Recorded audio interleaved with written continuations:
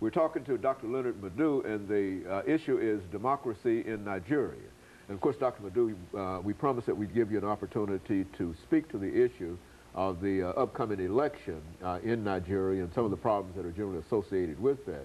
And let's have you to do that now. Well, like I stated initially, the president hasn't said he's running, and he hasn't said he's not running. But some members of the Nigerian Senate are trying to amend the constitution to allow the president to stay in power for under 4 years. And of course, what does that do? The governors themselves in all the 36 states will also extend their mandate for under 4 years. As the situation stands now, majority of Nigerians are against this, this 4-year term extension, both for the president and the governors. As well as the governors. As well as the governors. Most Nigerians really think the governors themselves want to extend their own tenure so they can use that opportunity to cover their tracks for some, of the corrupt and criminal activities a lot of them have been engaged in which Mr. Obasanjo himself have been trying to stamp out, So that's very cynical. Nigerians are tired at the moment, of having political opportunists who do not have their interests in mind, trying to extend their terms in order, to stifle the people's democratic aspirations. You have about 3 major political parties in the country now. You have the PDP, the ANPP, and the APGA, who are the 3 predominant parties, each of them representing one or, part of the country or the other. The APGA is predominant in the east, the ANPP is predominant in the north, the PDP is supposed to be a national party, but it's a party that is riddled with corruption. So many of its leaders, have been removed from their jobs in the past few months. Some have ended up in prison. One of the governors was arrested in London in September. They found $1 million in his bedroom, $2 million, $2.5 million gold ring, $10 million in the bank in London, and half of his people can't even feed themselves, can't even go to school, don't have drinking water, don't have electricity, and somebody's gallivanting around the world, with stolen loot. And so you think that this is general, that many of the governors are involved in that kind of activity as well as the president? Absolutely. That's what President Obasanjo is trying to stamp out, but it's very difficult. It's been entrenched for long. Yes, most of the governors, at least half of the governors, are involved in some of these activities of plundering, the wealth of their different states. Some of them who came in with nothing, overnight in 4 years, they are millionaires, multi-millionaires, have houses all over the world, including the United States, and people are wondering, how can you be so rich overnight when you didn't have anything when you get in there? And that's been the problem. Most of them have refused to declare their assets. Something as simple as that, they won't do that. They don't want to say how much they are worth or how much they...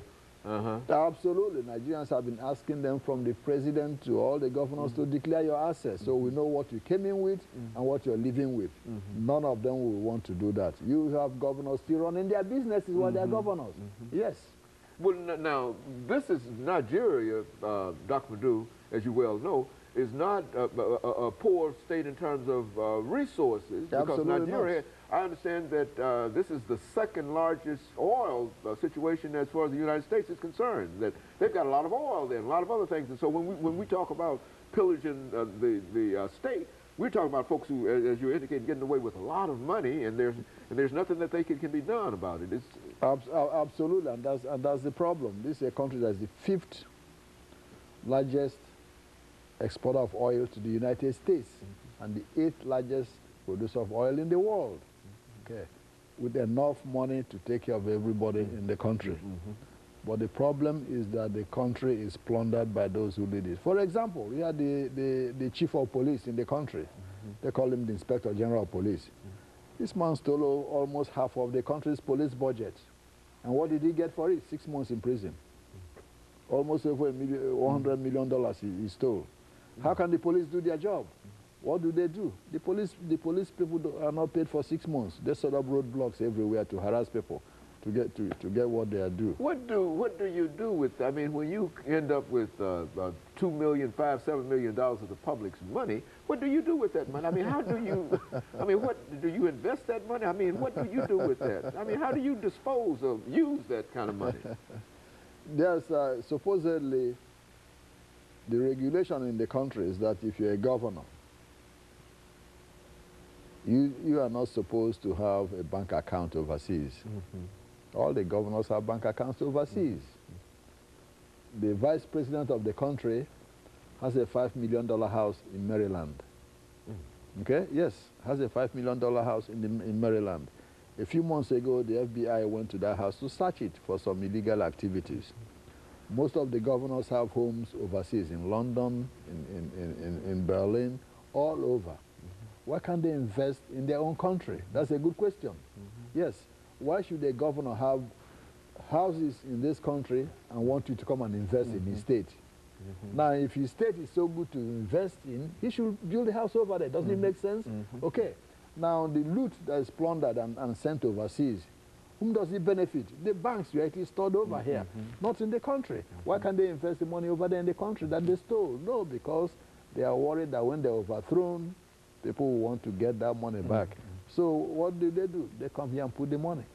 So what some of us have been advocating is this. A, the State Department should start denying visas to those governors who either have been proven to be guilty of corruption or there's perception amongst the people that they've been stealing money until they prove otherwise. Yeah, because what happens? If the State Department starts denying them visas to come here, and they and their families, the British government will follow suit, and most European Union countries will do the same. So that if they have to loot that money, they won't come here to put it. Okay, that will help a lot.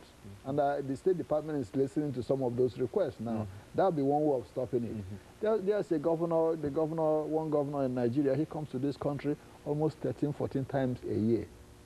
How does he sit in the country to govern his state? You tell me. Every month he's here for medical treatment. Every month he's in Washington for medical treatment.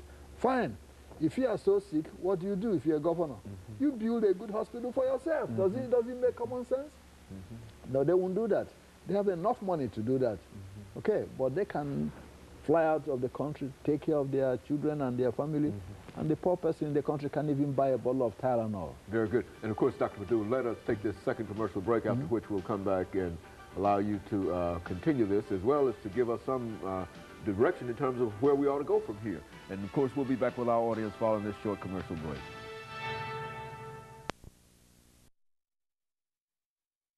We're talking to Dr. LMadu.